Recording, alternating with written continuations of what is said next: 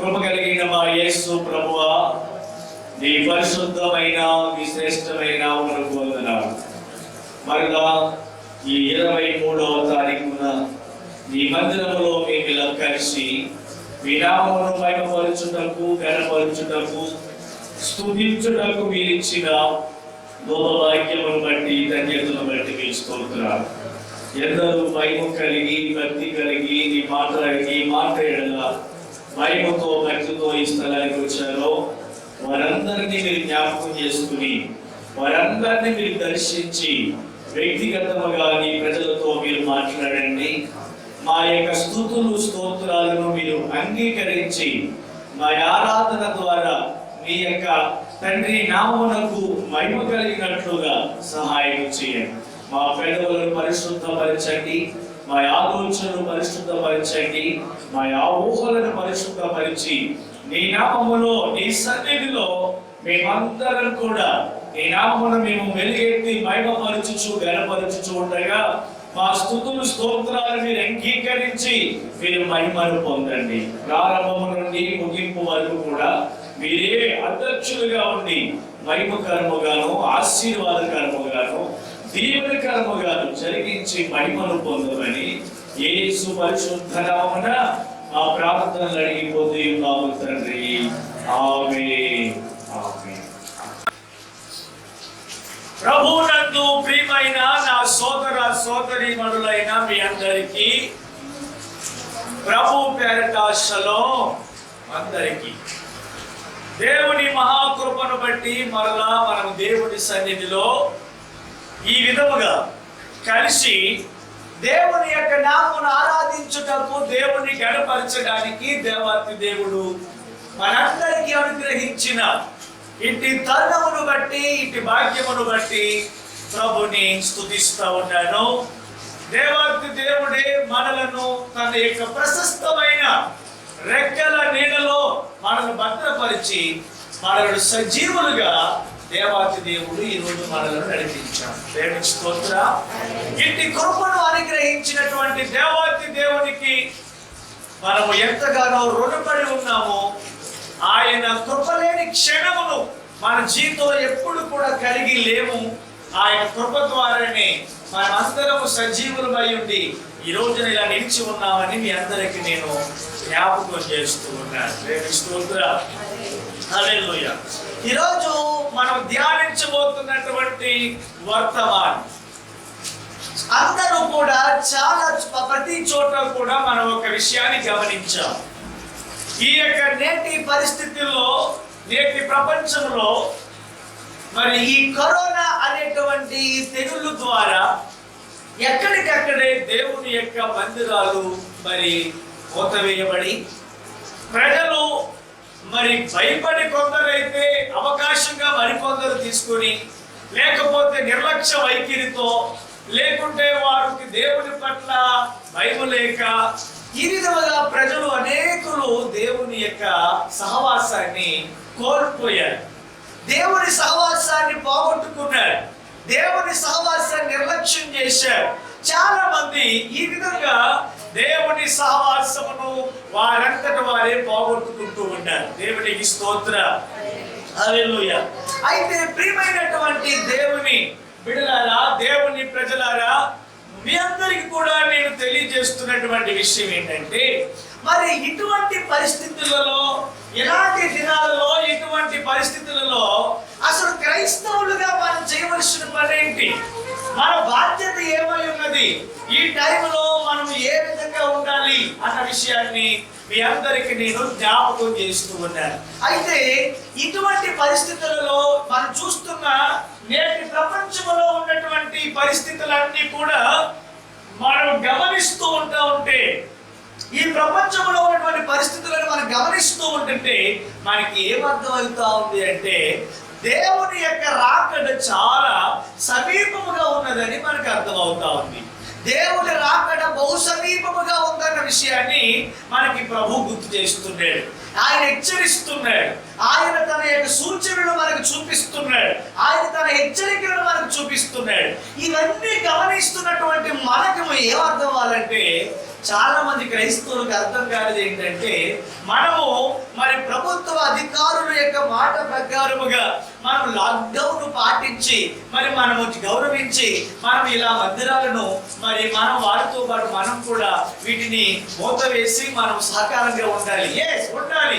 ఎందుకంటే దేవుడే చెప్పాడు, మనము మీ అధికారులకును అలాగే ప్రభుత్వ విధులకును మీరు లోబడి ఉండండి అని బైబిల్ మనకి సెలవిస్తా ఉంది. అయితే ఇక్కడ మనం గమనించవలసిన మరొక విషయం ఏంటంటే, ఇలాంటి దినాలలోనే దేవుని యొక్క సువార్త చాలా అవసరమై ఉన్నది. ప్రార్థన చాలా అవసరమై ఉన్నది. ఏకీభవించుట చాలా అవసరమై ఉన్నది. ప్రజలు ఏకీభవించడం ఈ టైంలో చాలా అవసరం. ఎందుకంటే వ్యక్తిగతమైన ప్రార్థనల ద్వారా కార్యాలు చూస్తాము, అలాగే గుంపులుగా ప్రార్థించడం వలన మనం కార్యాలు చూస్తాము, సహవాసము ద్వారా ప్రార్థించడం వలన మనము కార్యములను చూస్తాము. అయితే ఇటువంటి దినాలలో ఏది ప్రాముఖ్యమైనది అంటే, ప్రార్థన యొక్క అవసరత చాలా ప్రాముఖ్యమై ఉన్నదన్న విషయాన్ని నేను మీ అందరికీ కూడా నేను జ్ఞాపకం చేస్తున్నాను. దేవుని స్తోత్రం. ఇటువంటి దినములలోనే మనకి ప్రార్థన చాలా అవసరమైన ఇంకో విషయం జ్ఞాపకం చేసుకోవాలి. అసలు ఎందుకు దేవుడు ఈ తెగులును అనుమతించినట్లు? ఈ తెగులు రావడానికి చాలా కారణాలు ఉన్నాయి, ఎన్నో కారణాలు ఉన్నాయి. అందులో ఒక కారణం ఏంటంటే, దేవుడికి నేటి భూమి మీద పాలిస్తున్నటువంటి ఈ పాలన ఆయనకి ఏమాత్రం కూడా నచ్చలేదనే విషయాన్ని మనం జ్ఞాపకవచ్చు. ఎందుకంటే నేటి పరిపాలనా విధానము దేవుడికి ఏమాత్రం కూడా నచ్చలేదు అని మనం చెప్పవచ్చు. ఎందుకంటే ఎక్కడ చూసినా నేటి అధికారములోను, నేటి పాలనలోను, నేటి పరిస్థితులు ఎలా కనబడుతున్నాయంటే, ఎక్కడ చూసినా మనకి మోసాలు, చీటింగ్ కనబడుతూ ఉంది, అన్యాయం కనబడుతూ ఉంది, అవినీతి కనబడుతూ ఉంది, అక్రమాలు కనబడుతూ ఉన్నాయి. ఇటువంటి పాలనా విధానం దేవుడికి నచ్చలేదు. ఒక మాటలో చెప్పాలంటే, దేవుని చేత ఎన్నిక చేయబడిన వారు కాదు వీళ్ళు. వీరేంటంటే కేవలము ఏదో డబ్బు చేత ఓట్లు కొని పరిపాలిస్తున్న వారు కొందరున్నారు, ఎక్కిన వారు కొందరున్నారు. ఇలా రకరకాలుగా అనేకులు ఏదో కేవలం మోసపూరితమైనటువంటి అధికారాలను, ఆధిపత్యమును పొందుకున్నారు తప్ప వీరు యథార్థముగా ప్రజల ద్వారా ఎన్నిక చేయబడిన వారు కారు. దేవుని ఎన్నికలు అసలే లేవు. అందుకనే దేవుడు చూశాడు, 2000 సంవత్సరాలు ఇచ్చాడు కాల వ్యవధి ఈ ప్రపంచానికి.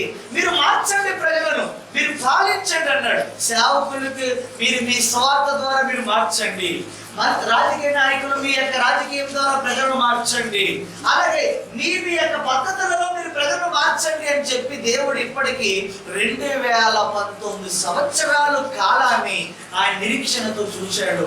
అయితే చూచినప్పుడు ఆయన కనిపించిన ఫలితం ఏంటిరా అంటే, ఎవరి ద్వారా ఏ మార్పు ప్రజలలో రాలేదు.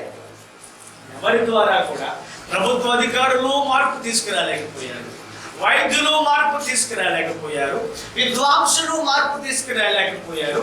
ఒక మాటలో చెప్పాలంటే, ఈ ప్రపంచంలో ఉన్న అనేకులు మరి ఎవరి ద్వారా కూడా ఈ భూమి మీద మార్పు రాలేదు. అప్పుడు దేవాతి దేవుడిని గమనించి ఆయనే నేరుగా ఈ భూలోకానికి ఆయనే పాలన తీసుకున్నాడని నాకు అర్థం అవుతా ఉంది. చూడండి, రాష్ట్రంలో పరిపాలన ఫెయిల్ అయింది అనుకోండి, రాష్ట్రంలో పరిపాలన విధానం ఫెయిల్ అయినప్పుడు ఏం చేస్తారంటే, ఆ అధికారమును, ఆ పాలనను రాష్ట్రపతికి అప్పచెప్తా ఉంటారు. రాష్ట్రపతి పాలన అంటారు. అంటే అధికారుల చేత పాలించబడుతుంది. ఎందుకంటే ప్రజలు విశ్వసనీయత, అవిశ్వాస తీర్మానం పెట్టి ప్రభుత్వాన్ని పక్కన పెడితే అప్పుడు దాన్ని రాష్ట్రపతి పాలన చేస్తారు. అలాగే నేటి ప్రపంచం అంతా కూడా మరి దేవుని పాలన మనకి కనిపిస్తుంది అని మనం గమనించు. దేవుడే పాలకుడుగా ఈ భూలోకానికి వచ్చాడు. ఇప్పుడు ఈ భూమి మీద మన ఎవరి పాలన? ఇప్పుడు ప్రస్తుతం 2020 సంవత్సరంలో అందరికీ ఒక దర్శనం ఉంది.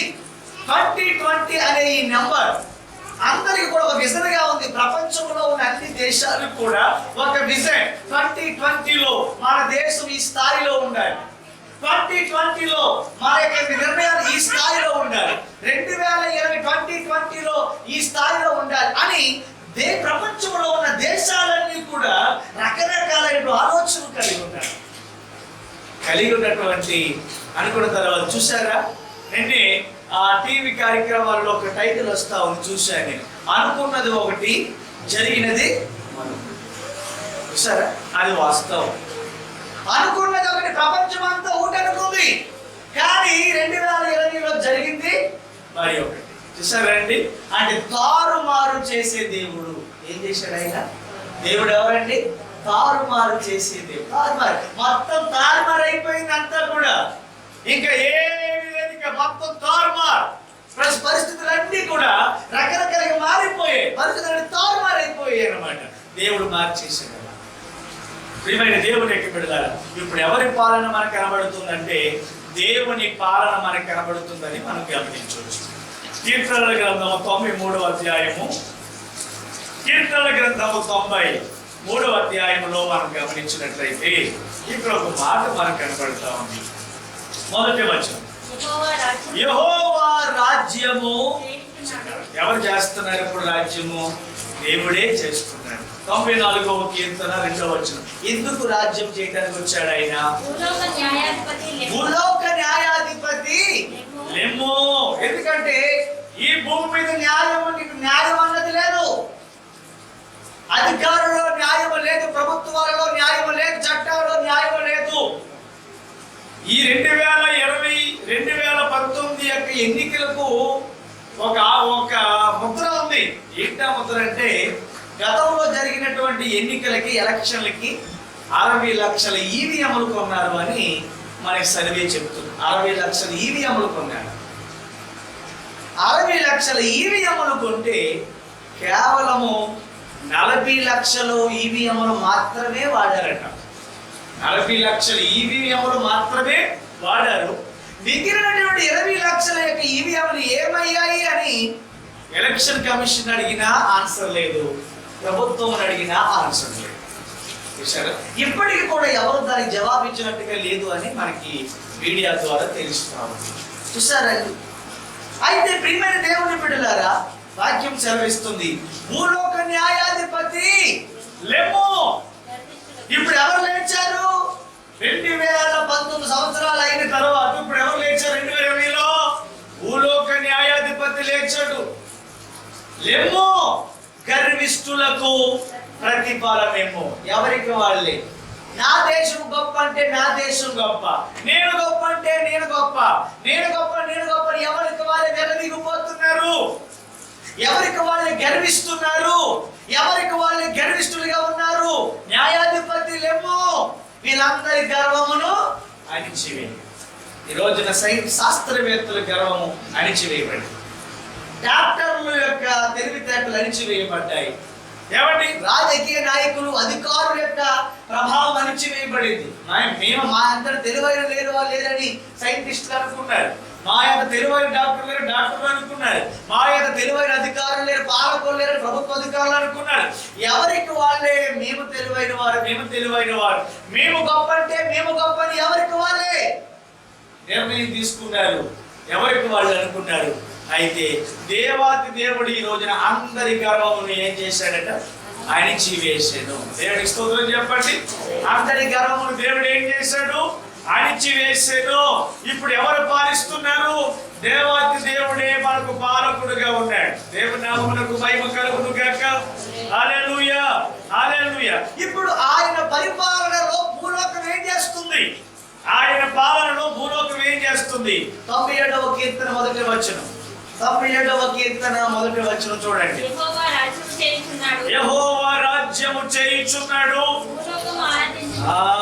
భూలోకం ఏం చేస్తుంది? ఇప్పుడు ఏం చేస్తుందండి? యెహోవా రాజ్యం చేస్తుంటే భూలోకం ఏం చేస్తుంది? ఆనందిస్తుంది. దేవునికి స్తోత్రం కలుగును గాక. దేవాతి దేవుడు పరిపాలన చేస్తా ఉంటే, పాలన చేయిస్తుంటే ఏం చేస్తా ఉందండి? ఏం చేస్తున్నాడు? భూలోకం ఆనందిస్తుంది. భూలోకములో ఉన్న ద్వీపములు ఏం చేస్తున్నాయి? సంతోషిస్తున్నాయి. మేఘాంధకారములు ఏం చేస్తున్నాయి? ఆయన చుట్టూనున్నాయి. నీతి న్యాయములు ఆయన సింహాసనమునకు. ఎందుకంటే భూమి ఎప్పటి నుంచో ఏడుస్తుందట.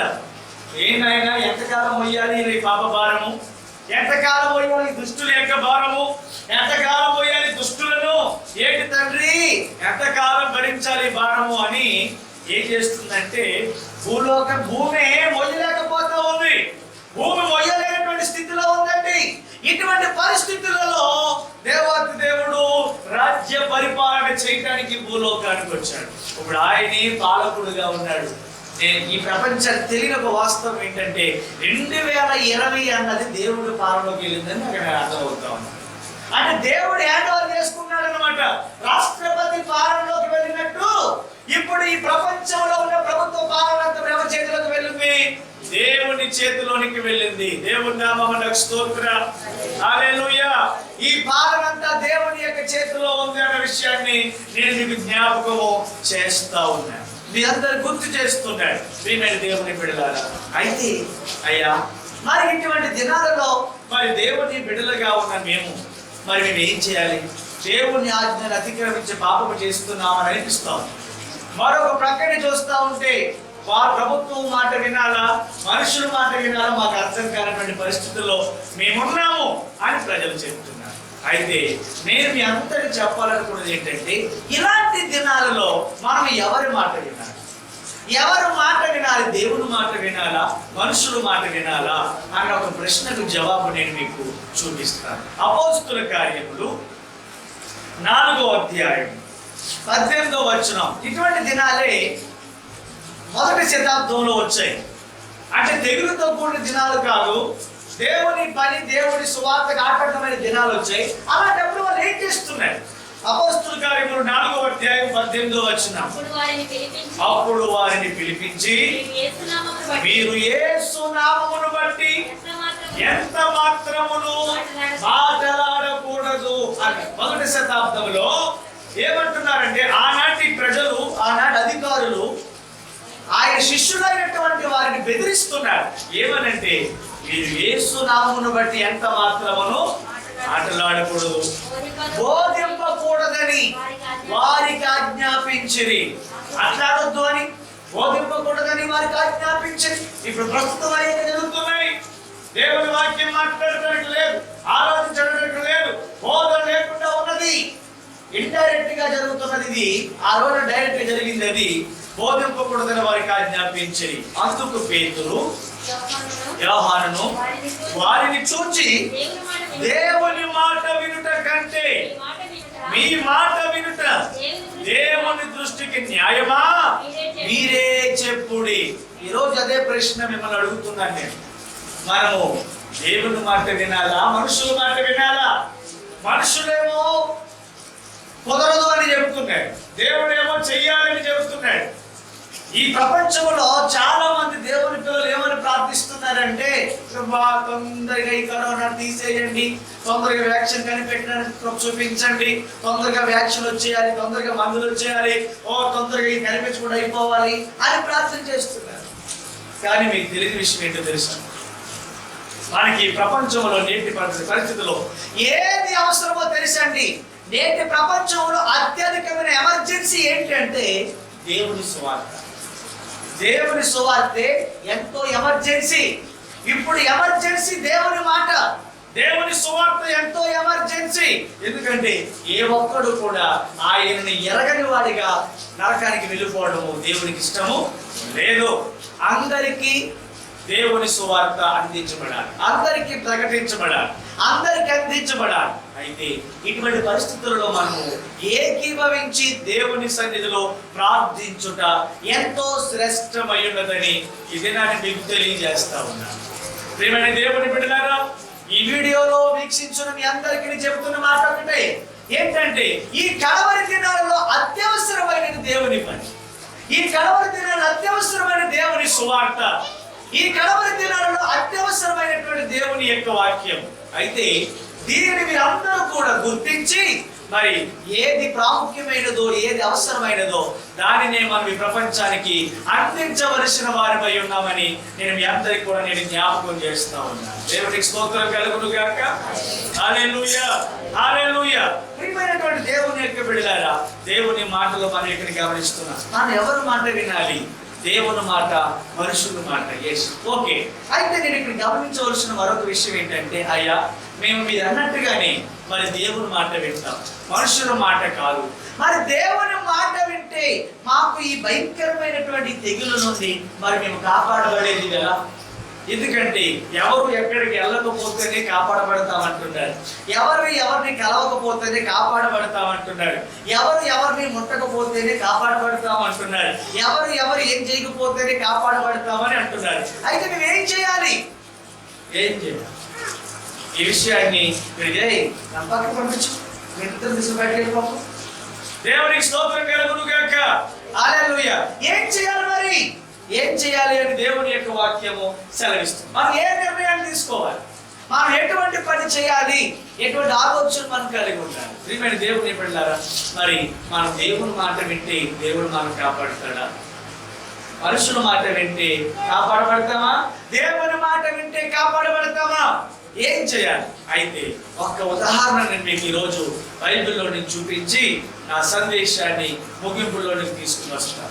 నిర్గమాకాండములో, మన బైబిల్ గ్రంథములో నుండి నిర్గమాకాండం, మీరందరూ బైబిల్ తెచ్చినట్లయితే నిర్గమాకాండం. ఆనాడు ఐగుప్తు దేశంలో దేవుని యొక్క కోపము రగిలినప్పుడు మనకి 10 రకాలైనటువంటి తెగులు వచ్చినట్లు మనకు తెలుసు. 10 రకాలైనటువంటి తెగుళ్ళు వచ్చాయి. 10 రకాలైన అద్భుతాలు దేవుడు జరిగించాడు. 10 రకమైన అద్భుతాలు, 10 రకాల తెగులు వచ్చినట్లుగా మనం ఆనాడు చూస్తూ ఉన్నాం. అయితే అటువంటి పరిస్థితుల్లో దేవుడు ఏ విధంగా అంటే, దేవుడు చాలా మంది అనుకుంటున్నారు దేవుడు మాత్రం ఏం చేస్తాడంటే మనం, అది వాస్తవమే, కానీ దేవుడు మనం కాపాడుతాడా? ఈ కరోనా టైంలో, ఈ కరోనా పరిస్థితులలో నుండి దేవుని ప్రజలకు ఏమైనా సెక్యూరిటీ ఉన్నదా? దేవుని ప్రజలకు భద్రత ఉందా? దేవుని ప్రజలైనటువంటి వారికి ఏమైనా కాపుదల దొరుకుతుందా? దేవుడు తన ప్రజలను ఏమైనా కాపాడతాడా, కాపాడడా అనేటువంటి విషయాన్ని మనం ఒకసారి ఆలోచన చేద్దాం. బైబిల్ గ్రంథంలో నుండి మనం చూసినట్లయితే వాక్యం మనకి సెలవిస్తా ఉంది. నిర్గమాకాండము మరి 9వ అధ్యాయం 22వ వచనం కాండి చదువుతాం. నిర్గమాకాండము 9వ అధ్యాయము 22వ వచనం నుండి చదువు.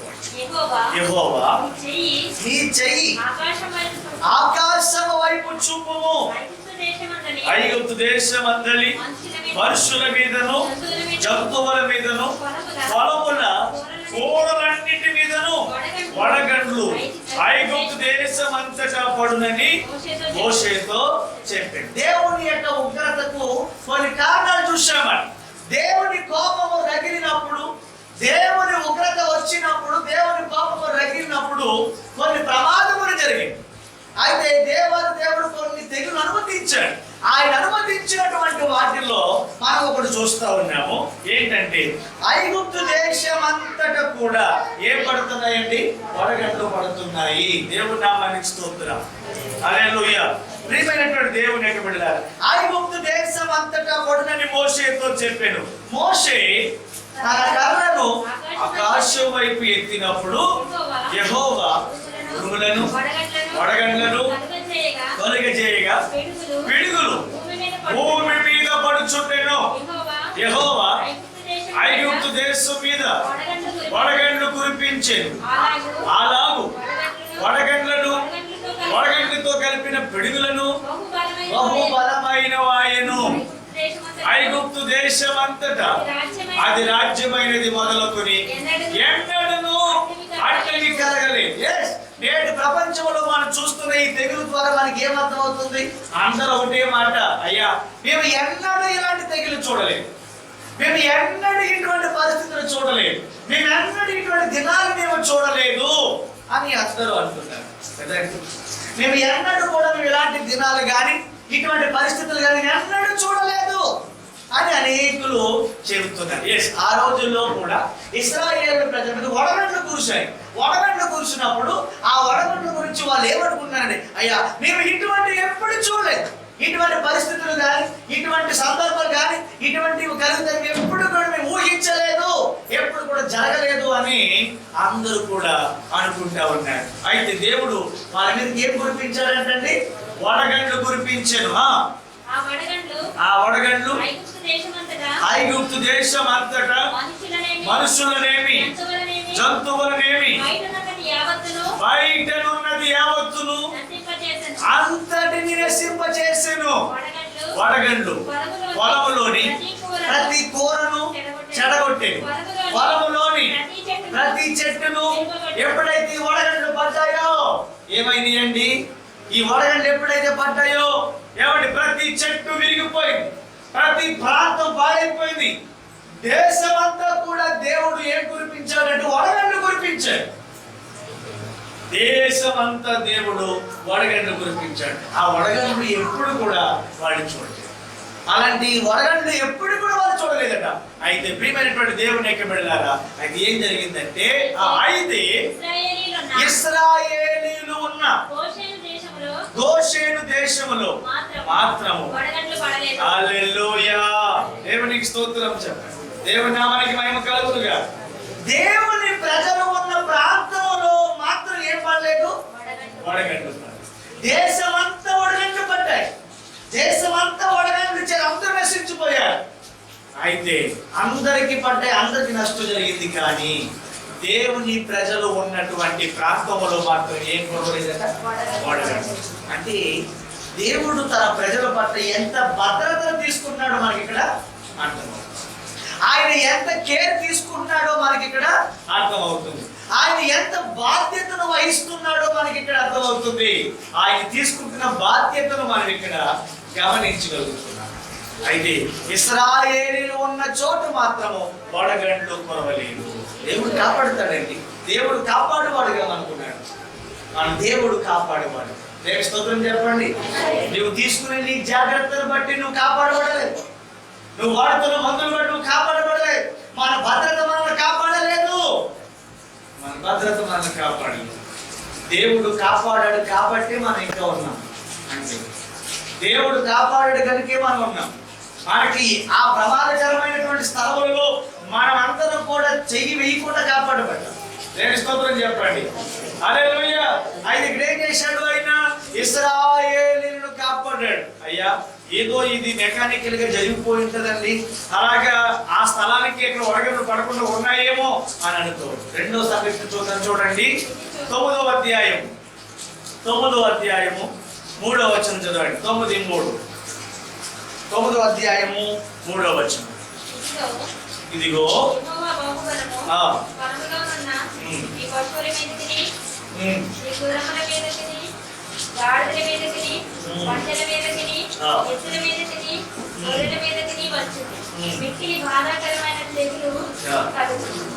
ఇక్కడ చూడండి, ఇదిగో యెహోవా బాహుబలము పొలములలోనున్న నీ పశువుల మీదకిని, నీ గుర్రముల మీదకిని, గాడిదల మీదకిని, ఒంటెల మీదకిని, ఎద్దుల మీదకిని, గొర్రెల మీదకిని వచ్చును.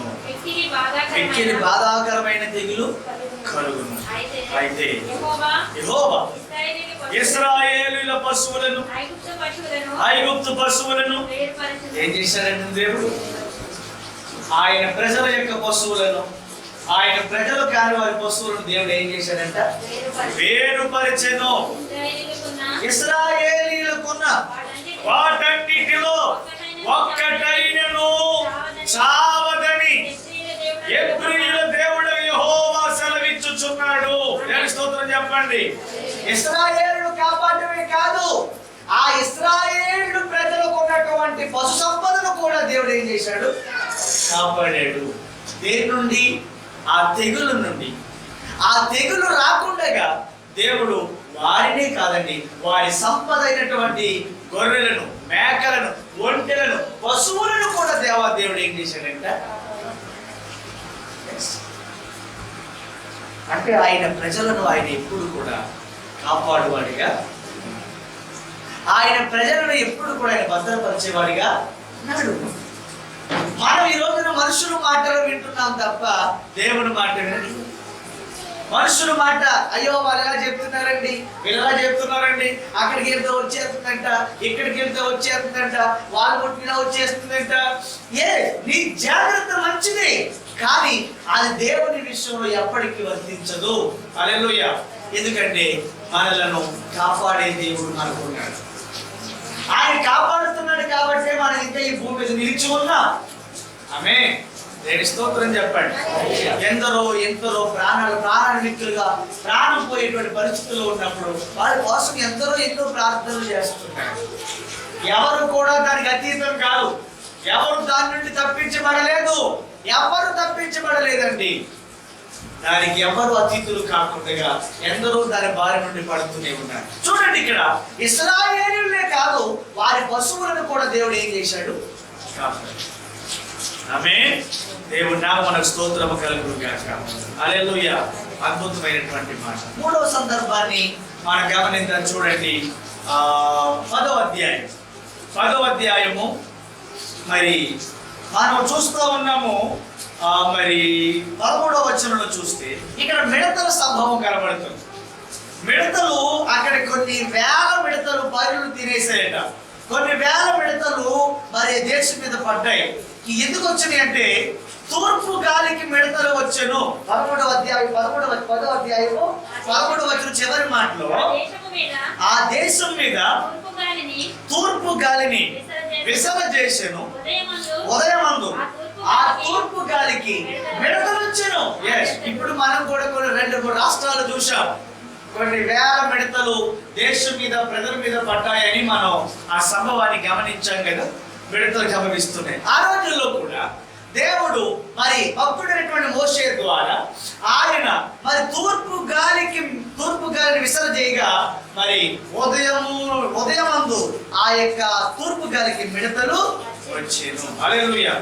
అయితే ఆ మిడతలు ఆ దేశమంతటి మీదకి వచ్చి సమస్త ప్రాంతములలో నిలిచెను. అవి మిక్కిలి బాధాకరమైనవి. అంతకు మునుపు ఎప్పుడును అలాంటి మిడతలు ఉండలేదు. ఇప్పుడు మన 2 రాష్ట్రాలు చూసాం. న్యూస్ లో అదిగో మన దేశంలో మిడతలు వచ్చేస్తున్నాయంటండి, మన దేశంలో కాకులు వచ్చేస్తున్నాయి, వస్తాయి. ఇలాంటివన్నీ మనం చూస్తూనే ఉన్నాం. ఇంతవరకు ఎప్పుడు చూడలేనిది మనం చూస్తూ ఉన్నాము. అయితే అది 19వ వచనంలో చూడండి, దేవుడు ఏం చేశాడట? బలమైనటువంటి పడమటి గాలిని విసిరిచేశాడు. ఆ మిడతలు తూర్పు గాలికి వచ్చాయి. మరలా వెళ్ళడానికి దేవుడు ఏం చేశాడు? పడమటి గాలిని విసిరిచేయగా అది ఆ మిడతలను కొంచిపోయి ఎర్ర సముద్రంలో పడవేసెను. ఆమేన్. ఎంత అద్భుతం అండి. 21వ వచనంలో చూద్దాం. అందుకు యెహోవా మోషేకు ఆకాశం వైపు నీ చెయ్యి చాపుము, ఐగుప్తు దేశం మీద చేతికి తెలియనంత చిక్కని చీకటి కమ్ముకునేను. అంటే మన చెయ్యి కూడా మనకు కనపడట్లేదు. అంతటి భయంకరమైన చీకటి ఆ దేశంలో వచ్చిందట. ఏమండి? చీకటి కమ్ముకునేను. మోషే ఆకాశం వైపు తన చెయ్యి ఎత్తినప్పుడు ఐగుప్తు దేశం అంతయు 3 దినములు ఏమైనట? 3 దినములు గాఢాంధకారం అయిపోయింది. 3 దినములు గాఢాంధకారం అయిపోయింది అన్నమాట. దేశం అంతా కూడా చీకటి వచ్చేసింది. నేను స్తోత్రం చెప్పండి. 3 దినములు గాఢాంధకారమాయను. 3 దినములు ఒకరికొకడు కనుగొనలేదు. 3 దినములు ఒకరికొకడు కనుగొనలేదు. ఇద్దరు తీసుకుని దేవుని స్తోత్రం కలుగును గాక. 3 దినములు ఒకరికి ఒకరు ఎవరికి కనపడట్లే. భయంకరమైన చీకటి, భయంకరమైన అగాధము. దేవుని నామమునకు స్తోత్రం కలుగును గాక. భయంకరమైన చీకటితో అగాధముతో నింపబడిపోయింది దేశమంతా. చీకటి, దేశమంతా చీకటి, దేశమంతా చీకటి. రైట్. అయితే అప్పుడు చూడండి ఆ పరిస్థితుల్లో ఏం కనబడదు. అద్భుతం చూడండి. 3 దినములు ఒకరినొకడు కనుగొనలేదు. ఎవడను తానున్న చోటు లేవలేకపోయాడు. ఆయనను ఇశ్రాయేలీయులకందరికీ వారి నివాసములలో వెలుగుండెను. హల్లెలూయా. దేశమంతా చీకటి వచ్చింది, కానీ తన ప్రజలు ఉన్నటువంటి చోటులో మాత్రం ఏముందట? అంటే దేవుడు ఏం చేస్తున్నాడు అక్కడ? తన ప్రజలైనటువంటి వారిని ప్రత్యేకంగా భద్రపరుస్తూనే ఉన్నాడు. అంటే తను నమ్మినటువంటి వారిని, తను ఆశ్రయించిన వారిని, తన మీద ఆధారపడిన వారిని ఆయన ఏం చేస్తున్నాడు? కాపాడుతూనే ఉన్నాడు. ఆ ధైర్యం నీకు ఉండాలి, ఆ నిరీక్షణ నీకు ఉండాలి, ఆ నమ్మకం నీకు ఉండాలి. అంతే తప్ప ఏదో మనుషుల మాటలు మనం విని మనం దేవునికి దూరంగా ఉండదు. ఆ ధైర్యం నీకు ఉండాలి. ఎందుకంటే నేను దేవుడిని కాపాడువాడు ఉన్నాడు. దేశమంతా కూడా భయంకరమైన చీకటి వచ్చేస్తే దేశమంతా కమ్ముకుంటే, కానీ దేవుని ప్రజలు ఉన్న ఆ ఇళ్లలో మాత్రము ఎలా ఉంది? వెలుగై ఉన్న దేవుడు ఇంటికి ఏమిచ్చాను? వెలుగిచ్చాడు. ఆ దేవుడు, వెలుగై ఉన్నటువంటి దేవుడు ఆ ఇంటికి వెలుగును కలిగించినట్లుగా మనం చూస్తాం. దేశమంతా చీకటి ఉంది, కానీ ఆ ఇంటిలో మాత్రము, వారు దేవుని పిల్లలు ఉన్న ఇంటిలో మాత్రము చీకటి లేదు. వాళ్ళు వెలుగుతో నింపబడ్డారు. అంటే దేవుడు ఎక్కడ చూసినా తన ప్రజలను ప్రత్యేకించి ఏం చేస్తున్నాడంటే ఆయన భద్రపరుచుచున్నాడు. ఏం చేస్తున్నాడండి? భద్రపరుచుచున్నాడు. ఇది దేవుడు మనకి ఇచ్చినటువంటి సెక్యూరిటీ. అందుకనే కదా కీర్తనాకారుడు 91వ కీర్తన అంటాడు, మన యొక్క కాపుదల ఎక్కడుంది? మహోన్నతుని చోట నివసించువాడే సర్వశక్తుని నీడను విశ్రమించువాడు. మహోన్నతుని చాటును ఎవడైతే నివసిస్తాడో ఆ సర్వశక్తుని యొక్క నీడ వాడికి ఇమ్యూనిటీ పవర్ గా పనిచేస్తుంది. అవుతుందండి. డి విటమిన్ రావాలంటే సూర్యుని యొక్క వెలుగు, ఈ ఎండ మనకి తగిల, సూర్యుడి యొక్క వేడిని మనకు తగిలినప్పుడు డి విటమిన్ వస్తుంది. అంతే కదండి. అలాగే మరి పొలపు తింటే మనకి సి విటమిన్ వస్తుంది. మరి మనము కొన్ని ఐరన్, మిల్క్, అలాగే బెల్లం ఇటువంటి తింటే ఐరన్ వస్తుంది. అలాగే మరి ఎవడైతే మహోన్నతుని చాటు నివసిస్తాడో వారికి సర్వశక్తుని యొక్క నీడ, అంటే మనలను కాపాడగలిగేటువంటి ఇమ్యూనిటీ పవర్ ఆయన ద్వారా మనకి విడుదలవుతుంది. దేని స్తోత్రం కలుగుతుంది. మనల్ని భద్రపరచగలిగేటువంటి ఇమ్యూనిటీ, మనం రక్షించగలిగేటువంటి ఇమ్యూనిటీ, మనల్ని కాపాడగలిగేటువంటి ఇమ్యూనిటీ దాని ద్వారా మనకి కలుగుతుందన్న విషయాన్ని మీ అందరికీ కూడా నేను జ్ఞాపకం చేస్తాను. దేవుని బిడ్డలారా, మరి దేవుడు ఇటువంటి దినాలలో మనకు భద్రపరచగలిగిన దేవుడు. ఏం చెప్తున్నారంటే ఇందులో మనం దేవుని మాట వింటే భద్రత ఉంది, మనుషుల మాట వింటే ఆ భద్రత మనం ఏమైపోతామంటే కోల్పోతాం. ఎక్కడ భద్రత? ఎవరిలో భద్రత? ఈరోజు మనం నేర్చుకున్నటువంటి పాఠం ఏంటంటే భద్రత. దేవునికి స్తోత్రం చెప్పండి. అంటే దేవుడు తన ప్రజల పట్ల ఒక శ్రద్ధను కలిగి ఉన్నాడు. ఎక్కడ ఏ సందర్భంలో చూసినా తన ప్రజలను ఆయన కాపాడువాడిగా ఉన్నాడు. ఏ సందర్భంలో చూసినా దేవుడు తన ప్రజలు తప్పించువాడిగా ఉన్నాడు. ఆయన తప్పిస్తాడు. ఏ అపాయము నీ గుడారములోనికి, ఏ తెగులు నీ గుడారములలోనికి సమీపించదు అని ప్రభు అయిన యేసయ్య సెలవిస్తున్నాడు. కనుక ఇటు ధైర్యమును, ఇటు అభయాన్ని, ఇటు భద్రతను కలిగి మీరందరూ దీవించబడాలని కోరుకుంటూ ఈ నా మాట ముగిస్తున్నాను. దేవుడి కొద్ది మాటలు దీవించుకుంటాను. కళ్ళు మూసుకుని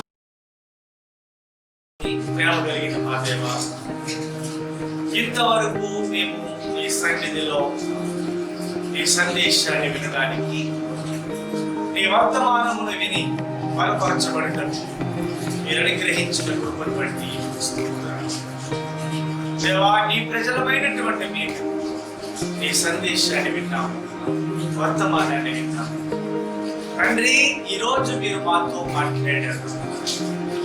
మేము నీ మాట విన్నట్లయితే మాకెంత సెక్యూరిటీ ఉందో నీ లేఖనం ద్వారా మీరు మాతో మాట్లాడారు.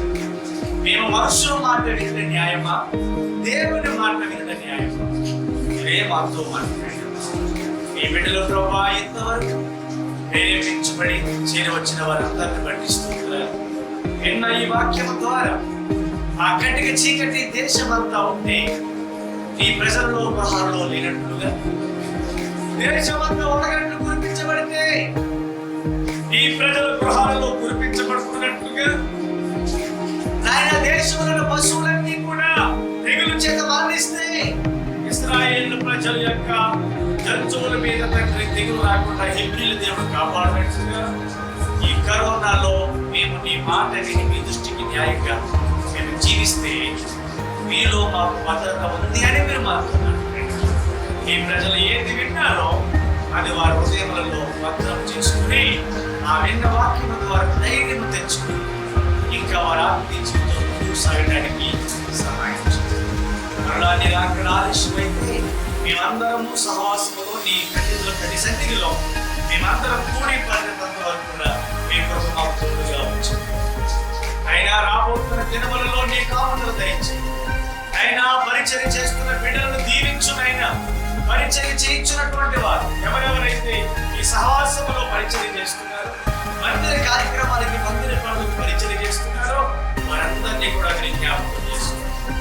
అయినా ఇంకా ప్రజలు అజ్ఞానంతో అవివేకముతో తండ్రి దేవుని మాట కంటే మనుషుల మాటకే విలువనిచ్చి దూరం అయిపోతున్నారు. అటువంటి వారితో మీరు మాట్లాడమని ప్రార్థన చేస్తున్నారు.